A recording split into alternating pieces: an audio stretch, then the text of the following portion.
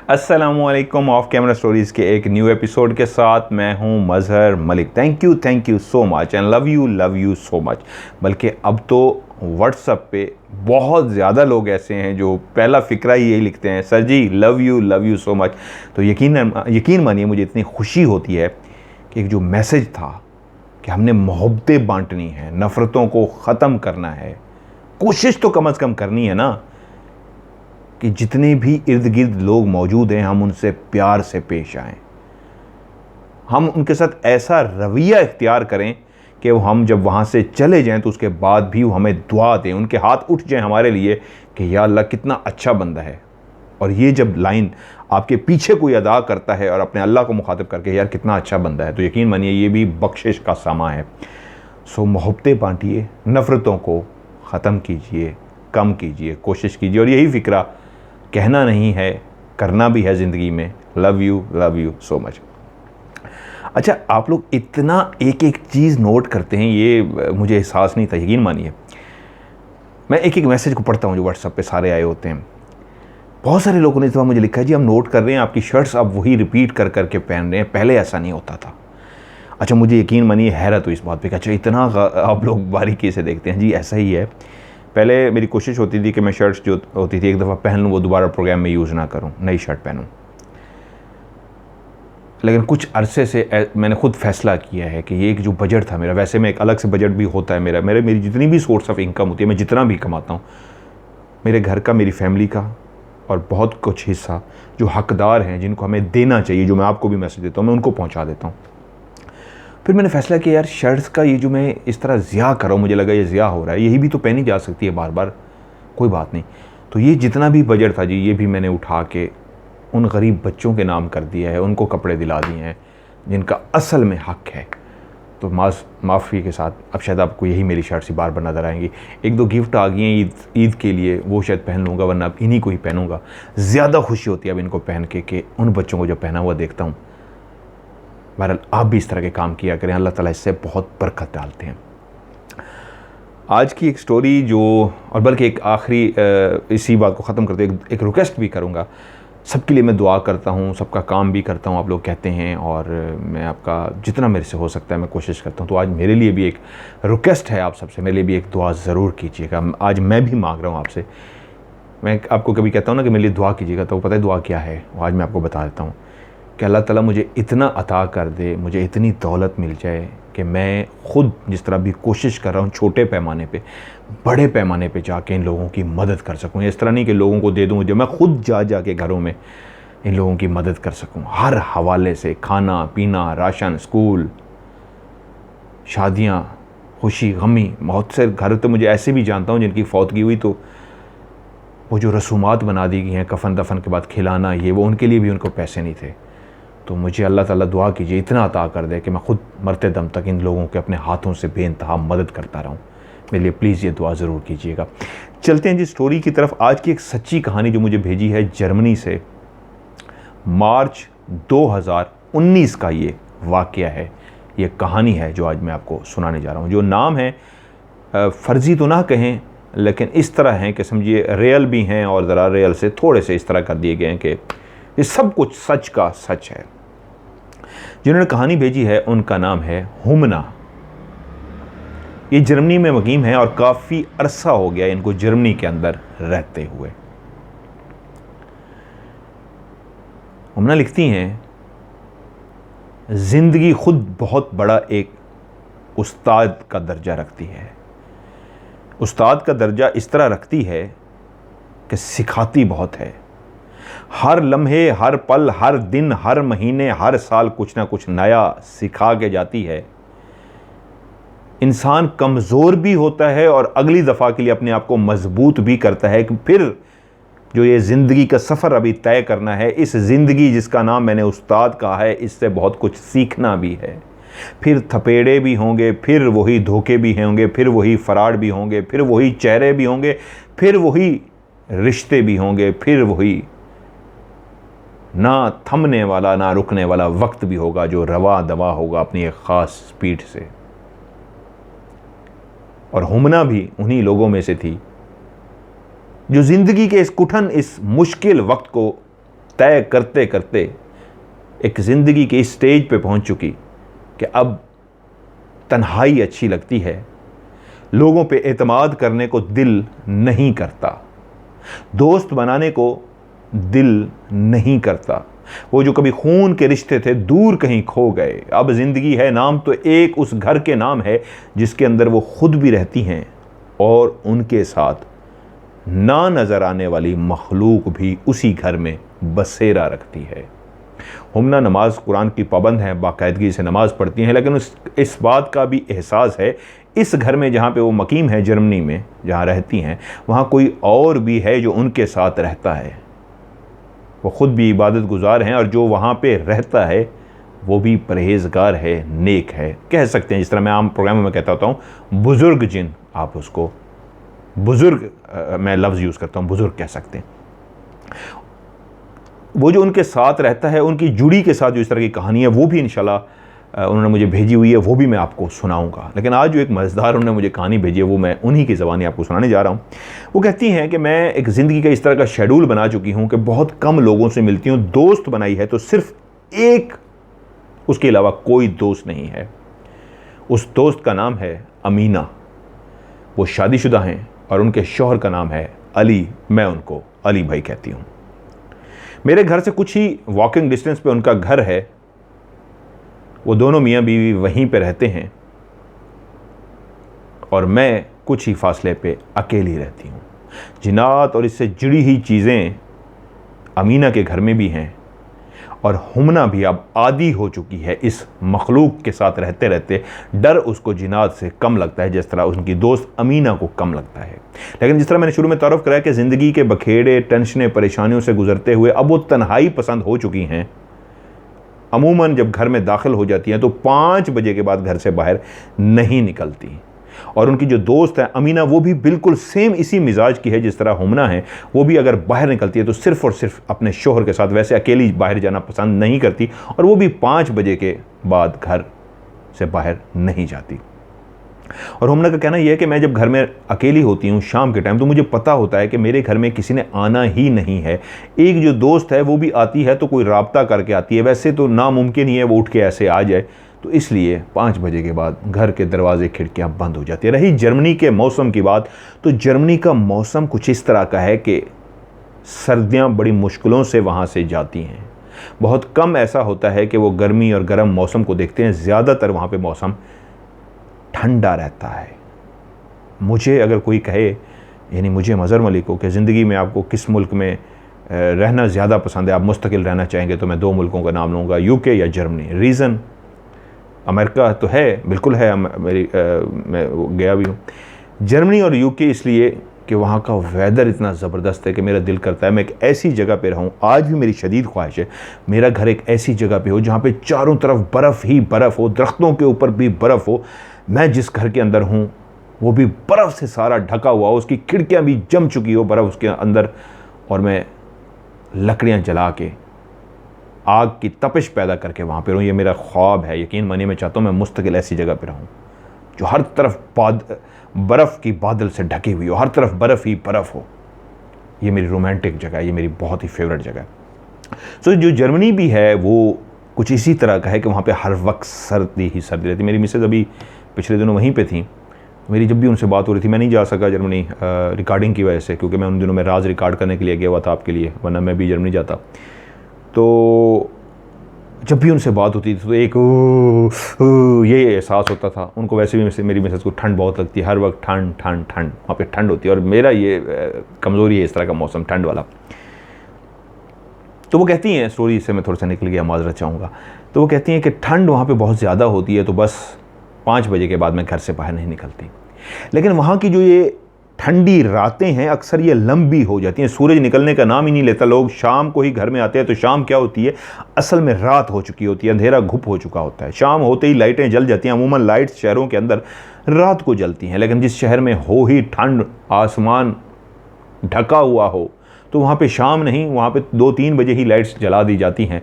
तो वहीं से ही रात का दिमाग के अंदर एक एहसास होता है। तो रात क्या, वो एक लंबी रात महसूस होती है क्योंकि 5 बजे ही आप घर में बैठ के हैं, तो अगले सुबह 5 बजे तक आपने 12 घंटे घर में रहना है, तो आप थक से जाते हैं, आवाज़ार से हो जाते हैं, बहुत ज़्यादा लोग डिप्रेशन में चले जाते हैं। तो अक्सर लोग वहाँ पे जर्मनी में डिप्रेशन में चले जाते हैं, जो अकेले रहते हैं, उनके लिए रात बहुत लंबी हो जाती है। और कभी कभी ऐसा होता हुमना के लिए भी डिप्रेशन का शिकार हो जाती है। उस रात भी ऐसा ही हुआ कि अपने घर में बैठे बैठे एकदम से उनको डिप्रेशन होनी शुरू हो गई। उन्होंने कोशिश की अपने आप को मसरूफ़ करने की, इधर उधर दिल लगाने की, कहीं दिल ना लगा तो उठ के जितनी भी खिड़कियां दरवाजे थे सब खोल दिए कि वेंटिलेशन आएगी, हवा आएगी। एक घुटन का एहसास हो रहा था, ऐसे लग रहा था दम घुट सा रहा है, आज दिल को कुछ हो रहा है। जब इंसान डिप्रेशन में जाता है तो एक अजीब सी बेचैनी लग जाती है, एक अजीब सी तबीयत सी हो जाती है। उनके साथ भी ऐसा हो रहा था। काफ़ी कोशिश करने के बावजूद जब घुटन ख़त्म ना हुई तो उन्होंने गर्म जैकेट अपनी पहनी, लॉन्ग शूज़ पहने और बाहर निकल पड़ी। वो नहीं जानती थी वो ऐसा क्यों कर रही हैं, कहाँ जा रही हैं, बस चल पड़ी, क्योंकि दिमागी तौर पे वो बहुत उलझी हुई थी। उनको ऐसे लग रहा था दम घुट सा रहा है, सांस नहीं आ रहा। और वॉकिंग डिस्टेंस पे दोस्त का घर था, तो बेध्यानी में चलते चलते उसने अपने आप को पाया कि वो खुद ब खुद दोस्त के दरवाजे के सामने जाके खड़ी हो गई। उनका कतन ऐसा इरादा नहीं था, वो दोस्त के लिए नहीं निकली थी, वो ऐसे बाहर निकली थी कि मेरा दम घुट रहा है, मैं कुछ खुली फजा में सांस ले लूं। लेकिन एक सर्दी का एहसास भी बाहर था। उन्होंने जैकेट पहनी हुई थी, लेकिन घुटन की वजह से उनको वो सर्दी भी नहीं लग रही थी। अगर आम जिंदगी में निकलती तो शायद वो ठठरती हुई जाती, उनको शदीद ठंड लगती। लेकिन दिमाग जो उलझा हुआ था, ठंड का एहसास भी ना हुआ, और बेध्यानी में हाथ दरवाजे की तरफ गया और दरवाजे की बेल बजा दी। अमीना ने आके दरवाज़ा खोला और देखा सामने कौन खड़ा है, तो एकदम से चौंक गई। जानती थी कि मेरी तरह हुमना भी ऐसी है, बगैर बताए कभी नहीं आ सकती। अगर एकदम से ये सामने आके खड़ी हो गया तो यकीनन किसी शदीद बड़ी परेशानी में आम बात नहीं है। उसने भी ज़िंदगी के ऐसे ही असूल बनाए थे कि 5 बजे के बाद बाहर नहीं जाना। क्या हुआ हुमना, सब खैरियत तो है? अमीना ने पूछा। और पीछे से उसका शौहर अली भी आ गया। उसने हुमना को देखते ही कहा, सब खैरियत, क्या हुआ? तो हुमना ने कहा, दिल घबरा रहा था। अमीना फौरन समझ गई। उसने कहा, मुझे पता है, तुम्हें दरवाजे पे देखते ही मुझे एहसास हो गया था तुम ऐसे कभी नहीं आ सकती। यकीनन तुम बहुत ज़्यादा इस वक्त डिप्रेशन में चली गई होगी जिसकी वजह से तुम आई हो। तो अली ने एकदम कहा, अच्छा किया आप घर में आ गई हैं, क्योंकि मैं अभी पेरिस जा रहा हूं, तो आज रात आप अमीना के साथ घर पे ही रुक जाएं। ये भी अकेली है, अच्छा है, आप दोनों का दिल लगा रहेगा। अमीना के जो हस्बैंड है उनका नाम अली है और हुमना उनको प्यार से अली भाई कहती है। अली भाई बेसिकली उनका मुख्तलिफ मुल्कों के अंदर बिजनेस है, वो डिस्ट्रीब्यूशन का काम करते हैं और बहुत अच्छे वो डिस्ट्रीब्यूटर थे। महीने में एक दफ़ा उनका पेरिस चक्कर लगता था कारोबार के सिलसिले में। एक दिन जाते और अगले दिन वो वापस आ जाते थे। जर्मनी से पेरिस तकरीबन कोई 8 घंटे का बाई रोड रास्ता था। वो बाई रोड जाते और वहाँ पे उनका एक दोस्त था फराज, उसके साथ वो मिलते, अपनी बिज़नेस के सारे जो काम शाम जो करने होते वो करते, और फराज उनके वहाँ पे खाने पीने का और रिहाइश का बंदोबस्त कर देता। उनका बहुत ही पुराना दोस्त था। तो आज भी वो उसी सिलसिले में, अपने कारोबार के सिलसिले में, जिस तरह मैंने कहा हर महीने एक दिन के लिए वो जाते थे, आज गए तो कल वापस आ गए। उसी दिन भी वो शायद पेरिस जाने की तैयारी कर रहे थे। वो कह रहे थे 1 घंटे बाद मैंने निकल जाना है, तो अच्छा हुआ आप आ गई हैं, तो आज रात को आप अमीना के साथ रहें, गपशप करें, कल मैं इंशाल्लाह आ जाऊँगा। तो एकदम से हुमना ने कहा, अली भाई हम भी चलते हैं। तो एकदम से अमीना के चेहरे के एक्सप्रेशन है कि ये क्या अचानक से कह दिया हम चलते हैं, हमने नहीं जाना। उसके चेहरे के एक्सप्रेशन बता रहे थे कि वो तो तैयार ही नहीं है, वो ये क्या कह रही है। तो हुमना ने कहा, क्या ख्याल है अमीना? अमीना ने कहा, नहीं नहीं, इतनी जल्दी कैसे तैयार होंगे, क्या करेंगे, इन्होंने निकलना है, इनको जाने दें, फिर कभी सोचेंगे।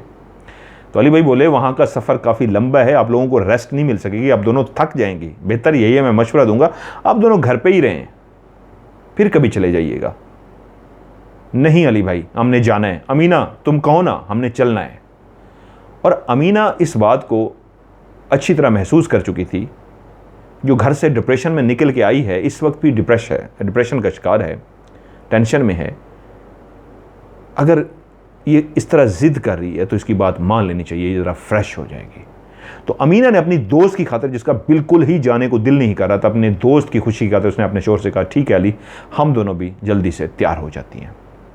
जो कुछ ज़रूरी सामान था उन्हें जल्दी से छोटा मोटा वो उन्होंने गाड़ी में रखा और साथ ही वो तीनों पेरिस के लिए रवाना हो गए। ये 8 घंटे का सफ़र था और अली भाई की एक प्रैक्टिस हुई हुई थी वहाँ पे जाने की। वो तेज़ी से गाड़ी चलाते और बग़ैर कोई रेस्ट किए, सिवाय गाड़ी के अंदर फ्यूल डलवाते और कोशिश करते वहाँ पे जर्मनी में पहुँच जाएं। उनका जो दोस्त था फराज, वो उनके लिए रेस्ट हाउस में, वहाँ पे जो होटल वगैरह होते वहाँ पे उनके लिए वो कमरा बुक करवाता और अगले दिन वो सुबह उठ के अपना काम करते और इसी तरह शाम को वापसी हो जाती। उनको रास्ते में एक जगह पे सिर्फ रुकना पड़ा फ्यूल डलवाने के लिए और उसके बाद अली ने दोबारा से गाड़ी तेज़ी से चला दी। गाड़ी के अंदर हीटर लगा हुआ था क्योंकि बाहर काफ़ी ठंड थी।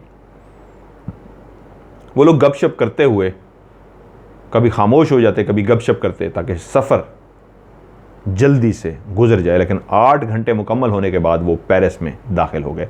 तो अली ने कहा, सीधे पहले होटल में ही चलते हैं, कमरा वहाँ पे बुक करवाते हैं 2 कमरे, और उसके बाद हम खाना खाएंगे। क्योंकि साथ ही अमीना बोली, बिल्कुल बिल्कुल, क्योंकि पेट में चूहे दौड़ रहे हैं, शदीद भूख लगी और हुमना को भी काफ़ी ज़्यादा भूख लग चुकी थी। दोनों ख़वातीन बोली, जल्दी से शदीद भूख लगी है और अब बर्दाश्त नहीं हो रहा। वो दोनों गाड़ी पार्क की उन्होंने और अली नीचे उतरा। उसने कहा, 1 मिनट मैं फराज को पहले कॉल कर लूँ, उसको बता दूँ कि हम पहुँच गए हैं, उसके बाद मैं अंदर जाके रूम बुक करवाता हूँ। उसने फराज को कॉल की ये पूछने के लिए, हाँ, कि तुमने मेरे लिए एक कमरा बुक कराया हुआ है, जो उसको पहले कह के आता था हमेशा कि मैं इस डेट को आऊँगा, मेरे लिए कमरा बुक करा देना। तो फराज को उसने बताया कि यार आज मैं अकेला नहीं आया, मेरे साथ तुम्हारी भाभी भी आई हैं और उनकी दोस्त भी हैं, तो मेरे लिए जो तुमने कमरा बुक कराया इससे करो 2 कमरे बुक करवा लो। तो फराज ने कहा, यार अली, मैं तुम्हें मशवरा दूंगा, अगर भाभी भी साथ हैं और उनकी दोस्त भी, तो फिर तुम एक काम करो, मेरे घर आ जाओ, रेस्ट हाउस को छोड़ दो। उसने कहा, नहीं यार, हम यहाँ पे ठीक है, हम यहाँ पे रह लेंगे, तुम हमारे लिए रेस्ट हाउस ही बुक करा दो, गेस्ट हाउस। उसने कहा, यार यहाँ पे ख़वातीन का रहना बेहतर नहीं है, अब मेरे घर आ जाओ। तो उसी लम्हे जो अली मुखातिब हुआ दोनों ख़वातीन की तरफ और ये बात उनको बताई कि फ़राज इस तरह कह रहा है, तो दोनों ख़वातीन ने मिलकर कहा, नहीं, हम उनको टेंशन नहीं देना जाएंगे, ऐसे खाम खा उनको हमारी वजह से परेशानी होगी, नहीं, कोई बात नहीं, हम रह लेंगे, एक रात की तो बात है, हम गुजार लेंगे। उनको कहा, नहीं, थैंक यू सो मच, आपकी इस ऑफ़र का बहुत बहुत शुक्रिया, लेकिन हम यहीं रह लेंगे, नो प्रॉब्लम। अली ने जब बताया फ़राज को कि सुन लिया आपने, तो फ़राज ने कहा, मेरी वाइफ पाकिस्तान गई हुई है, वो अपने घर में है, मैं यहाँ पे घर में अकेला हूँ, मेरे लिए कोई भी परेशानी नहीं है, बहुत बड़ा घर है, आप लोग क्यों इस तरह कर रहे हैं मेरे साथ। अली ने जब जिद किया तो इनको मानना पड़ा, चले ठीक है, हम आपकी तरफ आ जाते हैं। अली ने लोकेशन सेंड की और ये तीनों गाड़ी दोबारा से दौड़ाते हुए अली की लोकेशन पे पहुंचे। पार्किंग में ही अली उनका इंतज़ार कर रहा था। उन्होंने कहा, पहले हम खाने, जिस तरह आपने बताया है, पहले हम खाने का बंदोबस्त करते हैं, उसके बाद हम सोने के लिए घर के अंदर दाखिल हो जाएंगे। इस वक्त रात के तकरीबन 12:30 बजे ये लोग पहुंचे थे और 15 मिनट मजीद इनको लग चुके थे। 12:45 बजे का टाइम था जब ये खाना लेने के लिए जो शिद्दत इख्तियार कर चुका था, भूख में चूहे से दौड़ रहे थे। जहां कहीं भी गए होटल हर जगह पे मैक्सिमम बंद हो चुके थे जर्मनी में। एक उनको होटल नज़र आया जिसके बाहर झाड़ू शाड़ू, ये जो सफाई वाला वाइपर जिस तरह सफाई कर रहे होते हैं एंड के ऊपर शॉप को बंद करते हुए, होटल को बंद करते हुए, तो नज़र आया ये कोई पाकिस्तानी लगते हैं, उर्दू ज़बान बोलने वाले लगते हैं। उनसे दुआ सलाम की तो पता लगा जी हाँ पाकिस्तानी हैं। तो फराज ने उनसे रिक्वेस्ट की कि एक मेहमान हैं, साथ ख़वातीन भी हैं, तो परेशानी ये है, इस तरह खाना चाहिए, अगर आप लोग हमें फ़ेवर दे दें। उन्होंने कहा जी हम क्लोज़ कर चुके हैं, लेकिन क्योंकि मेहमान हैं और ख़वातीन हैं तो हम आपको स्पेशल तैयार कर देते हैं। तो उन्होंने बड़ा रेस्पेक्ट के साथ स्पेशल खाना तैयार करके दिया। तीनों ने खाना पैक करवाया और सीधा घर आ गए। सॉरी, पैक नहीं करवाया, वहीं पे बैठ के खाना भी खाया और उन्होंने स्पेशल, क्योंकि उनको गेस्ट समझ के एक रेस्पेक्ट दी थी, खाना शाना खाया और सीधा फराज के घर पहुंच गए। जब घर में दाखिल हुए तो फराज ने, जो बाहर घर की लुक थी, बहुत ही खूबसूरत सा घर था, काफ़ी पुराना बना हुआ था। जर्मनी में आज भी जो इमारतें हैं काफ़ी पुरानी हैं, वो उनको अपना असासा समझते हैं, अंदर से खूबसूरत बना लेते हैं, डेकोरेट कर लेते हैं, मॉडर्न कर लेते हैं। लेकिन आज भी बहुत सी इमारतें ऐसी हैं जो 18वीं सदी की बनी हुई हैं, ज़्यादातर 1920 की, 1890 की, 1880 की, बहुत पुरानी बनी हुई हैं, मजबूत वो बनाते हैं बिल्डिंग। वो एक काफ़ी बड़ा घर था, बड़े बड़े 3 बेडरूम थे, एक बहुत बड़ा टीवी लाउंज था, ड्राइंग रूम था, किचन था। जब सब पहुंचे, खाना तो खा चुके थे, काफ़ी थक चुके थे, काफ़ी लंबी ड्राइव थी, तो फराज ने उनसे कहा आप लोग बैठना चाहेंगे, चाय शाय पियेंगे या क्या प्रोग्राम है? तो उन्होंने कहा नहीं, हम काफ़ी थक चुके हैं, अब हम चाहेंगे हम रेस्ट कर लें, सो लें, क्योंकि अब हिम्मत नहीं है, चाय शाय हम सुबह पियेंगे। हुमना को चाय की तलब तो हो रही थी, लेकिन वो भी इतनी थक चुकी थी, वो चाह रही थी कि बस किसी तरीके बिस्तर मिले और हम सो जाएं। फराज उन दोनों ख़वातीन को उस बेडरूम के अंदर लेके गया जो फराज और उसकी बीवी वहाँ पे रहते थे। उसने कहा ये हमारा बेडरूम है, वाइफ तो मेरी नहीं है, पाकिस्तान गई हुई हैं, आप इस बेडरूम में स्टे कीजिए। एक और कमरा उसने कहा मैं अली के लिए, और तीसरे कमरे में मैं खुद लेट जाता हूँ। दोनों ख़वातीन ने शुक्रिया अदा किया, दरवाज़ा खोला और अंदर दाखिल हो गई। अंदर दाखिल ही होते ही जो उन्होंने कमरे को देखा, काफ़ी बड़ा कमरा था, लेकिन कमरे की लुक बताती थी कि जो रहने वाले मकीन थे वो काफ़ी मजहबी किस्म के लोग थे। हर तरफ मुसल्ले ही मुसल्ले थे, काफ़ी जगहों पे तस्बीहां लटकी हुई नज़र आईं और इस तरह का अहतमाम नज़र आता था, तस्वीरों से आयतें लगी हुई थी, चीज़ें थी कि जो रहता रहा है वो बहुत ज़्यादा मज़हब के साथ लगाव रखता है। हर तरह इस तरह की मज़हब की तस्वीरें और इतने ज़्यादा मुसल्ले नमाज के लिए और इतनी तस्बीह। तो हुमना ने अमीना से कहा फराज भाई की बीवी बहुत ज़्यादा मज़हब से लगाव रखती हैं, क्योंकि अमीना जानती थी फराज को भी, क्योंकि बहुत पुराना ताल्लुक़ था अली का और फराज का, तो वो मिलते रहते थे, वो भी जर्मनी आते थे, तो अमीना मिल चुकी थी फराज से और उसकी फैमिली से, उसकी बीवी से, तो इसलिए वो सारा जानती थी। उसने कहा जब ये शादी हो के आई थी फराज की बीवी, उस वक्त तो बहुत मॉड स्कॉट थी, बहुत ही मॉडर्न थी, लेकिन अब इस कमरे की हालत को देख के लगता है वो बहुत मजहबी हो गई हैं। मुझे अली बता रहे थे कि वो बाकायदा अब नकाब करती हैं वहाँ जर्मनी में रह के, बहुत ही इस्लामी तरीके से रहती हैं। शुरू में ऐसी नहीं थी, पता नहीं ऐसा क्या हुआ, उनके अंदर क्या तब्दीली आई कि वो बहुत मजहबी हो गई हैं। लेकिन एक और बात भी अली बताए थे, मजहबी होने के साथ साथ वो किसी से बोल चाल ही नहीं करती, खामोश सी हो गई हैं। कभी कभी उनके शौहर कहते हैं कि अजीब सी हो गई हैं, साइको सी हो गई हैं। अल्लाह बेहतर जाने, पता नहीं क्या मामला है उनके साथ। दोनों ख़वातीन ये बातें करती नहीं, तो उसके बाद फैसला हुआ कि अब क्या खेले, शावर लें, थोड़ी सी थकावट हो गई है, चेंज करते हैं, ड्रेस चेंज करके सो जाते हैं। गरम गरम शावर लिया गया और दोनों ने ड्रेस चेंज किया और उसके बाद सोने के लिए लेट गई। लाइट ऑफ की और आंखें बंद कर ली। अभी दोनों को 5 से 6 मिनट ही हुए थे आंखें बंद किए हुए कि एकदम से कमरे में जो पहली आवाज़ आई, ऐसा था जैसे खिड़की को किसी ने नॉक किया हो। हुमना जो अभी सोई नहीं थी, जब उसने उस नॉक को सुना तो उसने अपनी आंखें खोल दी। अब कमरे में घुप अंधेरा तो नहीं था, हल्की सी लाइट थी। वो ये देखना चाह रही थी कि अमीना सो गई है या वो भी जाग रही है, क्योंकि दोनों शदीद थकी हुई थी और इस इंतज़ार में थी कि लेटें और सो जाएं। तो ये सोच रही थी ये जो खिड़की पे नॉक हुआ ये मैंने सुना है या अमीना ने भी सुना है। अभी आंखें खोल के वो सोच ही रही थी कि दोबारा से वो आवाज़ आई तो एहसास हुआ नॉक करने की आवाज़ नहीं है, कोई चीज़ टकरा रही है खिड़की के साथ। इस बार आवाज़ इतनी क्लियर थी, जो पहले नॉक की सूरत में महसूस हुई थी, अब टकराने की आवाज़ इतनी क्लियर थी कि अमीना बोल पड़ी, हुमना जाग रही हो? हुमना ने कहा हाँ। अमीना ने कहा आवाज़ सुनी है? उसने कहा हाँ मैंने भी सुनी है। पहले लगा, अमीना बोली पहले ऐसी थी जैसे किसी ने नॉक किया और अब ऐसे जैसे कोई टकराया। उसने कहा बिल्कुल ऐसे ही है, मैंने भी ऐसी ही आवाज़ सुनी है, जैसे नॉक हुआ अब कोई टकराया है। अभी वो ये दोनों बात कर ही रहे थे कि बाकायदा तौर पे जिस तरह काफ़ी ज़्यादा परिंदे होते हैं और उड़ते हैं, फड़फड़ाते हैं, ऐसे बहुत ज़्यादा परिंदों के फड़फड़ाने की आवाज़ें आनी शुरू हो गई। अमीना ने कहा ये किस चीज़ की आवाज़ है? उन्होंने कहा लगता है बहुत ज़्यादा परिंदे हैं कोई बाहर। और उसी लम्हे जब ये फ़िक्र अदा किया गया कि लगता है बहुत ज़्यादा परिंदे हैं बाहर, तो उन परिंदों ने बाकायदा चूंचों के साथ, जो उनके आगे चूंच बनी होती है, शीशे पे सबने चूंचें मारनी शुरू कर दी। वो जितने भी परिंदे थे जो तादाद में बहुत ज़्यादा थे, वो शीशे को चूंच मार रहे थे। एकदम से उन्होंने कहा ये क्या हो रहा है? तो अमीना ने कहा लगता है परिंदे शीशे को ज़ोर ज़ोर से चूंच मार रहे हैं।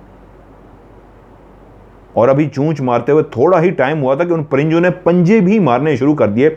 जिस तरह पंजे रख के शीशे के ऊपर ऐसे पंजा ज़ोर से ऐसे रगड़ा जाए तो शीशे के अंदर एक आवाज़ पैदा होती है। जिस तरह इंसान अपना नाखून भी ऐसे रगड़े शीशे के ऊपर आवाज़ पैदा होगी, लेकिन क्योंकि परिंदों के बड़े बड़े नाखून होते हैं, वो जब नाखून रगड़ेंगे शीशे के ऊपर तो एक अजीब सी आवाज़ और एक शोर सा पैदा होगा।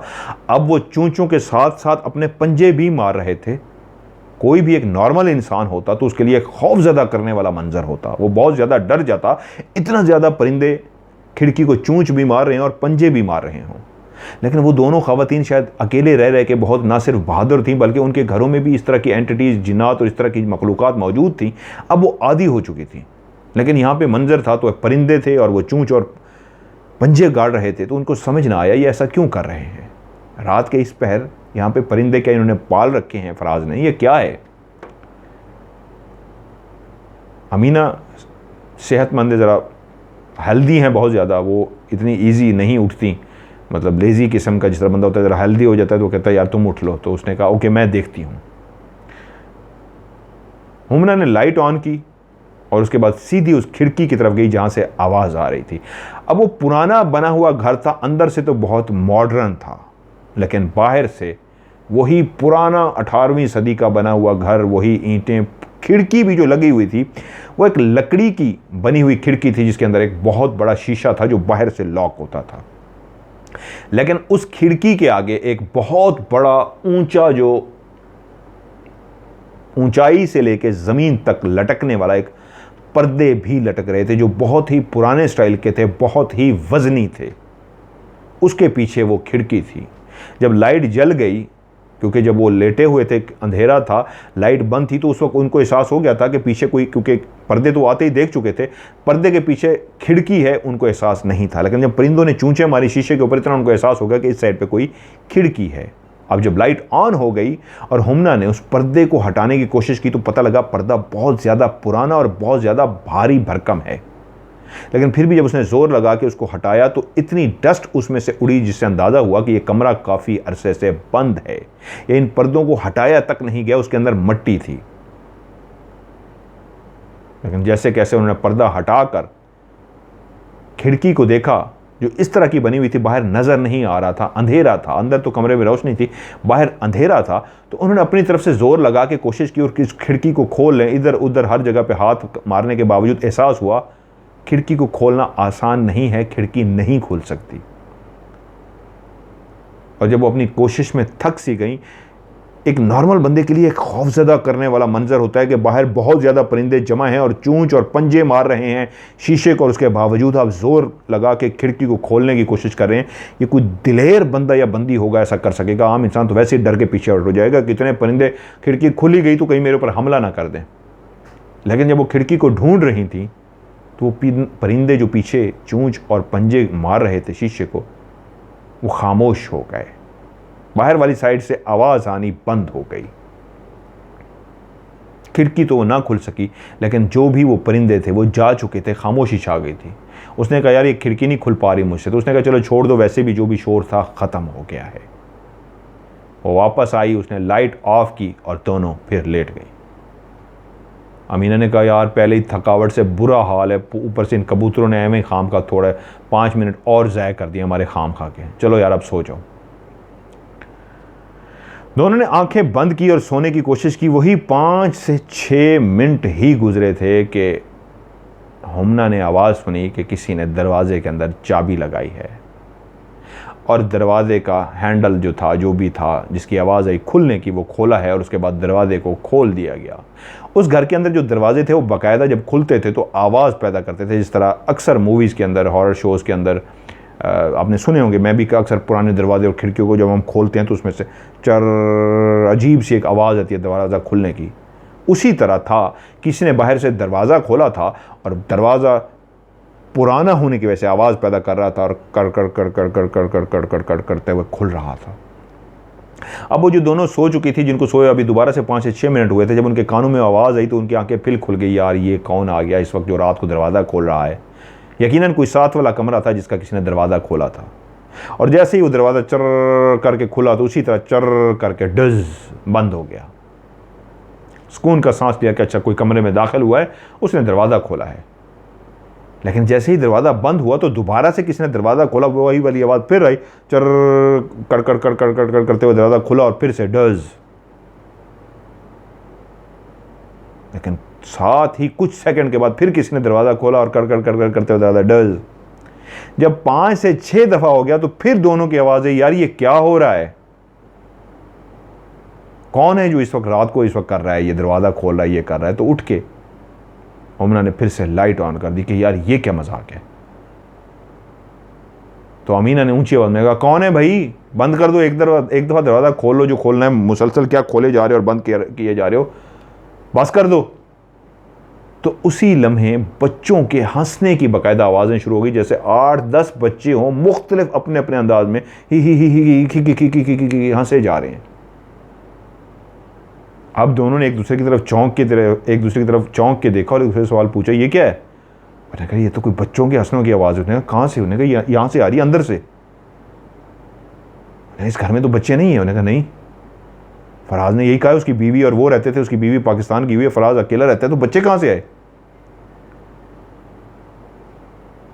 तो हमना ने उस वक्त आवाज़ लगाई, कौन हो तुम? तो वो जो हंस रहे थे और ऊंचा ऊंचा हंसना शुरू हो गए, जैसे वो इंजॉय कर रहे हों और उनको तंग कर रहे हैं, उनको बता रहे हो हाँ हम हैं और हम हंस रहे हैं, हम शरारत कर रहे हैं। जब वो और हंसना शुरू हो गए तो उनके दरवाज़ों को नॉक भी ठक ठक ठक, उनके दरवाज़ों को बाकायदा नॉक करना भी शुरू कर दिया। वो दोनों समझ गई माजरा कुछ और है। परिंदों का रात के टाइम पे इस तरह आना और चूंच मारना और पंजे मारना ये कोई नॉर्मल बात नहीं थी। लेकिन वो थकी हुई थी, इस पे अभी बात नहीं करना चाह रही थी। अगर जाग रही होती तो इसको डिस्कस करती बैठती, थकी हुई थी, उन्होंने कहा जो भी है सुबह बात करेंगे, सो जाएं। लेकिन बच्चों की हरकत, दरवाज़ा खोलना बंद करना, उसके बाद इस तरह की हंसना। और जब उन्होंने पूछा कौन हो, बच्चों से पूछा, तो वो उन्होंने बाकायदा दरवाज़ा नॉक करना शुरू कर दिया, उनके दरवाजे को खोलने की कोशिश कर रहे हैं और हंस रहे हैं ऊंचा ऊंचा। तो वो दोनों समझ गई कि ये और कोई नहीं, ये जिन्नात हैं। क्योंकि उनका पाला पड़ता रहता था इस मखलूक से, फौरी तौर पे समझ गई। तो अमीना ने और हुमना ने आवाज़ दी, तुम लोगों को अल्लाह का वास्ता है, हज़रत सुलेमान अलैहिस्सलाम का वास्ता है, चले जाओ, हम पहले ही बहुत थके हुए हैं, हमें सोने दो। वो डरी नहीं, उन्हें कहा हम थके हुए हैं, हमें सोने दो, हमें पता है, हमें पता लग गया तुम यहाँ पे रहते हो, लेकिन इस वक्त हमें सोने दो प्लीज़। और मैं भी अक्सर ऐसे ही करता हूँ, जब किसी ऐसे घर में हूँ और इस तरह पाला पड़ जाए और वो तंग करे तो मैं उनको बार उठ के कहता हूँ यार सोने दो, मुझे पता लग गया हाँ तुम हो यहाँ पे, तो मैं क्या करूँ, सोने दो मुझे। तो भी दोनों बहादुर थे, उन्होंने कहा हाँ ठीक है, हमें पता लग गया तुम्हें हज़रत सुलेमान अलैहिस्सलाम का वास्ता, तुम्हें अल्लाह का वास्ता, अब चले जाओ यहाँ से, हमें सोने दो। लेकिन वही ठक ठक ठक ठक ठक ठक। तो अमीना ने कहा उठो यार तुम जाके देखो ये क्या है। डरी दोनों नहीं हुई थी, लेकिन वो थोड़ी सी हेल्दी है तो वो उसको कि मुझे उठना पड़ेगा, फिर अजाब होगा, तुम जाओ। तो हुमना ने कहा ओके ओके मैं देखती हूँ तुम्हें। बल्कि मैं अली भाई को भी जगाने की कोशिश करती हूँ कि यार वो नॉर्मल है, ये क्या हो रहा है, ये क्या अजाब है, किस तरह सोएंगे हम इस तरह रात को। उन्हें दरवाज़ा खोला, फौरी तौर पे खोला कि जो बाहर खड़े खटका रहे थे, अभी तक खटका रहे थे, जब वो उठ रही थी, बात कर रही थी, और उसने कहा अमीना ने हुमना से उठ के देखो यार, तुम जाके देखो। तो वो डरे बगैर उठी है दरवाज़ा खोलने के लिए, इन बच्चों को जो खड़े होंगे बाहर शैतानियाँ करें मैं डांट सकूँ। जैसे ही दरवाज़ा खोला कोई भी नहीं था। और ऐसा ही होता है जब ये शरारत कर रहे होते हैं, आप दरवाज़ा खोलेंगे तो कोई भी नहीं होगा, दरवाज़ा बंद करेंगे फिर खटकाना शुरू कर देंगे। उसने दरवाज़ा खोला हुमना ने जैसे ही, तो बाहर कोई भी नहीं था, खामोशी छा गई। जो दरवाजे को नॉक कर रहे थे, की कर रहे थे, 8-10 बच्चे हंस रहे थे, वो अब गायब हो चुके थे। तो वो दरवाज़ा खोल के आगे गई कि मैं अली भाई का कौन सा रूम है उनको नॉक करूं और उनसे पूछूं कि ये क्या चल रहा है। पूरा घर अंधेरे में डूबा हुआ था, हल्की हल्की कहीं पे जिस तरह ज़ीरो के बल्ब होते हैं इस तरह की लाइट जल रही थी, लेकिन ड्राइंग रूम की लाइट जो थी वो किसी ने जलाई हुई थी। हमने चलती हुई ड्राइंग रूम की तरफ गई तो देख के हैरान रह गई कि सोफ़े के ऊपर अली भाई बैठे हुए हैं, सिगरेट लगाया हुआ है और सर नीचे झुका के बैठे हुए हैं। वो सीधी अली भाई के पास गई और कहा खैरियत अली भाई, आप सोए नहीं, आप क्यों बैठे हुए हैं यहाँ पे? पूरा घर में खामोशी थी, रात का टाइम था। और जब उसने ये फ़िक्रा कहा तो पीछे से अमीना ने भी वो आवाज़ सुन ली थी कि वो अली से मुखातिब है और अली से बात करी, तो वो भी वहाँ से अपने बिस्तर से उठी और पीछे पीछे चल पड़ी। अली ने सिगरेट का कश लगाया और ऐसी गहरी सोच में गुम हो गया कि उससे क्या बताए, तो इतनी देर में उसकी बीवी भी आ गई। तो अली ने कहा, मैं सोने के लिए कमरे में लेटा हूँ तो एकदम बाहर आंधी शुरू हो गई है। इतनी शोर पड़ रहा था आंधी का, लकड़ियाँ, छोटे छोटे कंकर, छोटी छोटी चीज़ें आके बाकायदा खिड़की को लग रही थी कि मुझे अंदाज़ा हो गया बाहर बहुत ही मौसम एकदम से ख़राब हो गया है। लेकिन मैं हैरान ये था कि आंधी का मौसम है तो नहीं, रात के इस टाइम आंधी इस तरह आती तो नहीं है, हम लोग जब आए हैं आंधी का कोई समा भी नहीं था, लेकिन पत्थर, लकड़ियाँ और चीज़ें इस तरह ज़ोर ज़ोर से खिड़की को लग रही थी जैसे खिड़की टूट जाएगी। हवा का शोर इतना ज़्यादा था कि मैं डर गया, या अल्लाह इतनी शदीद आंधी। और उसके बाद खिड़की खुद ब खुद खुल गई। जब खिड़की खुली तो कोई भी आंधी नहीं थी, कोई भी शोर नहीं था, कुछ भी नहीं था, बाहर तो पुरसकून था। तो फिर आंधी कैसे आई? अभी मैं ये सोच ही रहा था कि थोड़ा सा मुझे एकदम से खौफ फील हुआ। मेरा वहम था, ये क्या था कि एकदम ही दरवाज़ा जो है कमरे का खुद से खुला और बंद हो गया, फिर से खुला और फिर से बंद हो गया। मैं फौरी समझ गया कि ये तो चक्कर ही कोई और है। मैं एकदम से उठा और जूते पहनने लगा कि निकलो यहाँ से। तो मेरा बेड वहीं पे ज़ोर ज़ोर से हिलना शुरू हो गया। तो मुझे लगा कि ज़लज़ला आ रहा है, लेकिन मैंने ऊपर और इर्द गिर्द देखा तो कोई चीज़ नहीं हिल रही थी सिवाय मेरे बेड के, और कुछ भी नहीं हिल रहा था। वो जो ज़लज़ला जो हिल रहा था सिर्फ मेरा बेड था। मैंने जल्दी से जूते पहने और जूते पहन के जैसे ही मैं दरवाजे की तरफ आने लगा हूं तो दरवाज़ा पहले खुद से बंद हो गया और उसके बाद दरवाज़ा खुल गया है।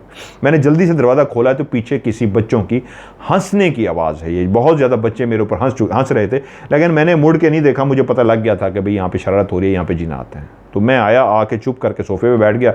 मैंने सिगरेट लगाई और बैठ गया कि यार ये क्या, सोना था, रेस्ट करनी थी, सुबह जल्दी उठना है, काम पर जाना है, और ये अब सो भी नहीं सकते। तो दोनों ख़वातीन जो अली की खड़ी बातें सुन रही थी उन्होंने कहा, हमारे साथ भी अंदर ये कुछ हुआ है, खिड़की के ऊपर ये हुआ है, उसके बाद दरवाज़ा खोले कोई बंद करे और बच्चों ने ये किया है। तो तीनों ने कहा क्या करें? उन्होंने कहा फिर अब यही करते हैं, इस तरह नींद तो नहीं आने लगी, क्योंकि इतने खुल के सामने आ गए। उन्होंने ये जिस तरह एहसास हमें दिला दिया है, ये क्लियर हो गई है एक बात कि वो हमें सोने नहीं देंगे। अब हम कोशिश भी करें तीनों अलग अलग अपने कमरों में सोने की तो नहीं सोने देंगे। तो बेहतर है किचन में चाय पीते हैं, बैठते हैं और सुबह तक इंतज़ार करते हैं। तीनों सीधे किचन में गए, चाय शाय बनाई और वहीं किचन में ही बैठ के गपशप भी करते रहे, चाय पीते रहे, यहाँ तक कि सुबह हो गई। जब दोस्त पहुंचे रज़ा और उन्होंने उन तीनों को किचन में देखा तो पूछा कि खैरियत, आप लोग सोए नहीं?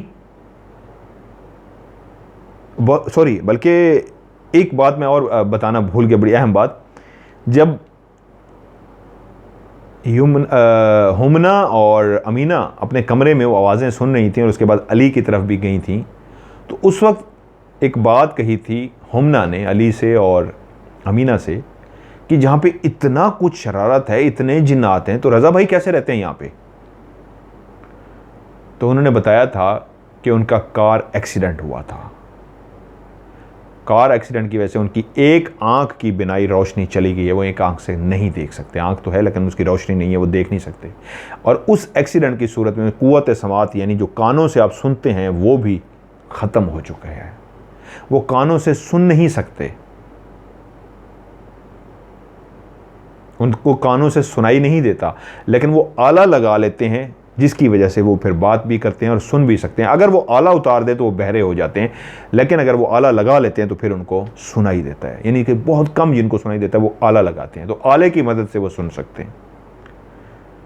तो वहीं पे हुमना ने कहा अगर वो आला उतार के इस घर में रहें तो उनको भी पता लगे। जब वो आला उतार के इस घर में फिरते हैं तो उनको एहसास ही नहीं होता। सुबह जब आए तो उनसे पूछा कि आप लोग सोए नहीं? उन्होंने कहा जी रात हमारे साथ ये कुछ हुआ है। तो वो बोले ये बातें मेरी बीवी भी करती है, वो मुझसे नाराज़ होकर मुझसे लड़ के पाकिस्तान चली गई है कि इस घर में मैं नहीं रह सकती, वो मखलूक मुझे रहने नहीं देती। शुरू में तो जब हमारी शादी थी, जब मुझे सुनाई देता था उस वक्त तो ऐसा कुछ नहीं था, लेकिन जब मेरी कुव्वत समात चली गई और मैं आला लगाना शुरू कर दिया तो उसके बाद वो मुझे मुसलसल बीवी मेरी कहती थी कि मैं अब यहाँ पे नहीं रहूँगी, इस घर को बेच दो, ये मुझे नहीं रहने देते। यहाँ तक कि उसने अपने लाइफस्टाइल चेंज भी कर लिया, वो बिल्कुल दीनदार हो गई थी, हर वक्त इबादत करती थी, हर किसी से बात करना उसने छोड़ दिया था। यहाँ तक कि वो गुमसुम सी हो गई थी, चुप सी हो गई थी, मुझसे भी बात नहीं करती थी। बल्कि आखिरी वक्त में तो वो साइको हो गई थी बिल्कुल। फिर उसने मुझे कहा जब तक ये घर नहीं बिकेगा, मुझे और घर नहीं लेके दोगे, मैं वापस नहीं आऊँगी। इसलिए वो मुझे छोड़ के पाकिस्तान चलेगी। आपको पता है मैं काम करने वाला बंदा हूँ, सुबह सुबह उठता हूँ और अब काम पे चला जाता हूँ, जब रात होती है तो घर आता हूँ, ये आला उतारता हूँ, सो जाता हूँ। शायद आप लोग सही कह रहे हैं, मैंने आला लगाया हो रात को तो मैं भी इन आवाज़ों को सुन सकूँ, लेकिन मुझे कुछ महसूस नहीं होता। तो हुमना ने कहा आप कभी स्पेशली रात को आला लगा के बैठ के देखिएगा, उसके बाद आप भी इस घर में नहीं रह सकेंगे, क्योंकि इस घर में उस मखलूक का इतना ज़्यादा बसेरा है कि कोई भी रहता है वो अपना आप इतना क्लियर महसूस कराते हैं कि इंसान वहाँ पे रह नहीं सकता। बाकायदा आंधी का आना, बच्चों का इस तरह हंसना, दरवाज़ों का खुलना, खिड़कियों का खुलना, ये सब कुछ, परिंदों का आना, ये वो इतना आप क्लियर महसूस करा रहे हैं कि अगर कोई भी थोड़ा सा डरपोक बंदा उसको तो हार्ट फेल हो जाए, उसको हार्ट अटैक हो जाए। इस घर में नहीं रह सकते। तो उन्होंने कहा मैंने इस घर को सेल पे लगाया हुआ है काफ़ी अरसे से, लेकिन ये बिक भी नहीं रहा। ये घर बिक जाए तो मैं नया घर लेके अपनी बीवी को बुला सकूँ, मैं खुद भी बहुत ज़्यादा परेशान हूँ। तो उन लोगों ने उनका शुक्रिया अदा किया कि आपकी मोहब्बत, आपने हमें अपने घर में रहने की ऑफ़र की। उनका मकसद नेक था, उनको खुद भी जहन में नहीं था कि घर में इतना कुछ है, क्योंकि वो जब खुद रह रहे थे वहाँ पे तो वो आला उतार देते थे, उनको आवाज़ें अभी भी नहीं आती, वो अभी भी उसी घर में रह रहे हैं। मैंने उनसे पूछा है, वो कहते हैं वो अभी भी उसी घर में रह रहे हैं। शायद वो जब आते हैं अपना आला उतार देते हैं और फिर वो सो जाते हैं, घूमते फिरते रहते हैं, वो आवाज़ें, वो सारा कुछ उनको महसूस नहीं होता। लेकिन कोई और बंदा आज भी जाए तो इतना ज़्यादा महसूस होता है कि मुझे उन्होंने कहा आप वहाँ पे आके अगर इन्वेस्टिगेशन करें तो यकीन मानिए कि इतना खौफनाक प्रोग्राम तैयार होगा। आप अंदर दाखिल होंगे कैमरे लेके तो उसी वक्त से वो मखलूक आपके सामने आके खड़ी हो जाएगी। तो वो घर भी सेल नहीं हो रहा। तो मैंने कहा आप उनसे पूछिए, अली भाई से, उनसे, रज़ा से, उनके जो दोस्त हैं, अली के भाई के जो दोस्त हैं, उनसे पूछिए। अगर वो कहते हैं तो मैं इंशाल्लाह उनका घर भी उनको क्लियर करके दे देता हूँ। वो जो मखलूक है उस घर को छोड़ के चली जाएगी, ये मेरी गारंटी है। तो उन्होंने मुझे बताया कि ये कोई पहली कहानी नहीं है, ये तो वो एक वाक़या है जो हम वहाँ पे जाके रहे हैं और हमारे साथ सचमुच में हुआ है। मार्च 2019 का ये वाक़या है, यानी 2 साल हो गए, 21 है, 19 में, 2019 में मार्च के महीने में वो कहते हैं हम लोग गए थे और आज तक हमें रात वहाँ की याद है। उनकी ज़िंदगी के साथ इस तरह के बहुत सारे वाक़यात हैं जो भरे पड़े हैं।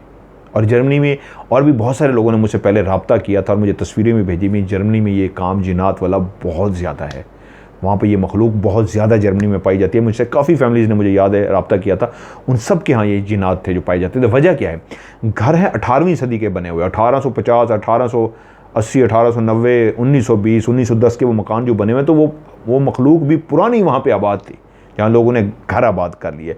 तो उन घरों के अंदर आज भी वो मखलूक बसेरा रखती है। काफ़ी लोगों ने मुझे वहाँ की डिटेल भेजी हुई है। तो उसकी जो और भी इस तरह की उनकी स्टोरीज़ हैं, इंशाल्लाह वो भी मैं आपके साथ ऑफ कैमरा स्टोरी में आगे शेयर करूँगा। ये एक आज की जो सच्ची कहानी थी जर्मनी की जो मैंने आपको सुनाई।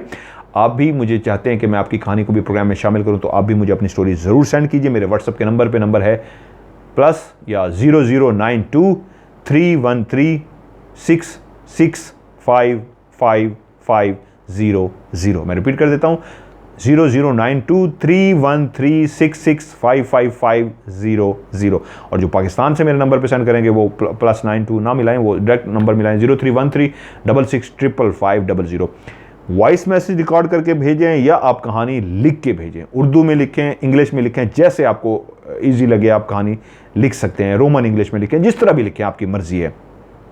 लेकिन वॉइस मैसेज सेंड करें या स्टोरी सेंड करें, उसके लास्ट में लव स्टोरी उर्दू में या इंग्लिश में लाजमी ये लाइन मुझे लिखनी है, स्टोरी। क्योंकि मैं बहुत दफ़ा जब स्टोरी ढूंढता हूँ तो बहुत ज़्यादा मैसेज होते हैं, तो मैं आगे करता जाता हूँ। जहाँ पे लव स्टोरी लिखा हुआ आता है मैं उस पर रुक जाता हूँ और उसको मैं ज़रूर खोलता हूँ, उसको देखता हूँ और उसके बाद उसको सेव कर लेता हूँ, नंबर दे देता हूँ कि इंशाल्लाह इसका इतना नंबर है, इसको मैं आगे सुनूंगा और सुनाऊँगा। सो इसलिए एंड में लव स्टोरी आप लोगों ने लाजमी लिखना है। सो इस नेक दुआ के साथ अल्लाह ताला आप सबको हमेशा खुश रखे, ना सिर्फ खुश रखे बल्कि आप सब पे उस परवरदिगार की रहमतें ख़ास हो और जितनी भी दिली नेक तमन्नाएँ हैं, नेक मुरादें हैं, वो सब की सब पूरी हों। आमीन सुमा आमीन। अपना ढेर सारा ख्याल रखिएगा। मिलते हैं एक और ऑफ कैमरा स्टोरी में, तब तक के लिए खुदा हाफ़िज़।